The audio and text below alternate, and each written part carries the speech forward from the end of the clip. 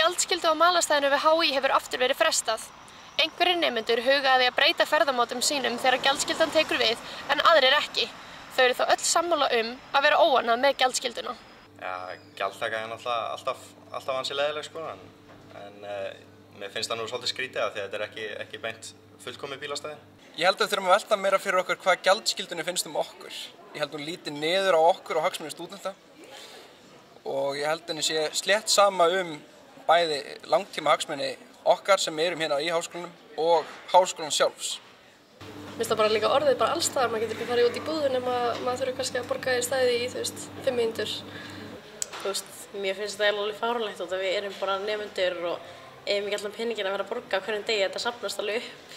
Já, mér finnst fáránlegt að setja gjaldskyldu á námsmenn sem eru ekki alltaf í vinnu og sumir að taka námslán, þannig að meikar ekki alveg sens. Sóley Anna Jónsdóttir, stúdentaráðsliði fyrir Röskvu, segir ferlið búið að vera ruglingslegt og ekki eigi að taka á gjaldskyldu fyrr en háskólinn geti komið til móts við nemendur á annan hátt. Þetta náttúrulega búið að vera mjög langt ferli og mikið frestanir og svona.